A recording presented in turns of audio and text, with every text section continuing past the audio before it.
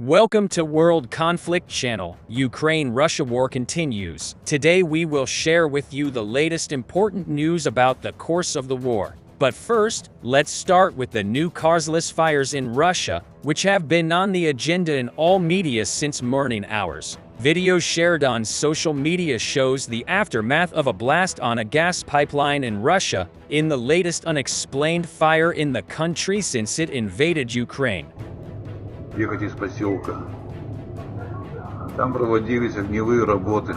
Explosion and fire at the gas pipeline in the north of Sverdlovsk Oblast, Russia, town of Pelym, tweeted the account of war translated, which provides updates about Russia's war. Pelym is around 950 miles east of Moscow and 270 miles north of the Siberian energy hub of Tyumen. Russian energy giant Gazprom said that part of the Yamburg-Yelets 1 gas pipeline had caught fire at 6:37 p.m. local time on Wednesday during repairs, but there was no disruption to supplies or casualties. The 49-second clip, which as of Thursday morning had received over 82,000 views, shows a huge column of fire filmed from a distance while a male narrator describes what is happening. An emergency, a gas pipeline explosion. It appears to be near a road, next to a concrete highway on the way out of the village, he said. By the look of it, the taps are not turned off yet. It will be burning for a while. Maria Dritska, who writes about the war in Ukraine,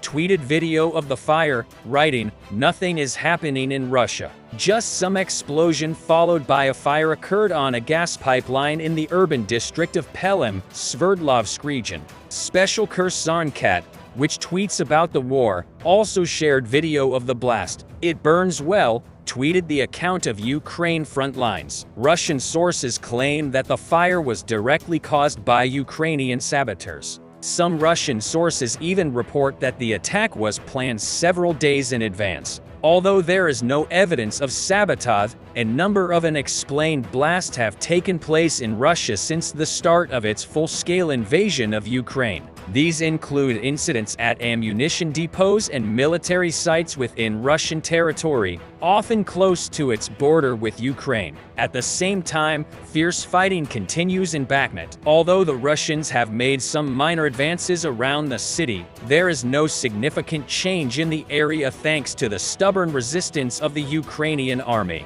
It seems that information about the great loss of power of Russian forces in Bakhmut is gradually being confirmed. The fiercely contested Ukrainian city of Bakhmut has become a slaughter fest for the Russian forces attempting to capture the city, according to the chairman of the U.S. Joint Chiefs of Staff. Speaking to lawmakers on the House Armed Services Committee on Wednesday, General Mark Milley said Russian forces had not made progress through the ruined Donetsk settlement in the past 3 weeks. "It's a slaughter fest for the Russians," Milley said. "They are getting hammered in the vicinity of Bakhmut, and the Ukrainians have fought very, very well." The eastern Donbass city of Bakhmut has long been a focus of Ukrainian and Russian military efforts, destroying the city and largely emptying it of its inhabitants. Ukraine has committed to holding off Moscow's soldiers and Wagner Group mercenary fighters there, despite heavy losses on both sides.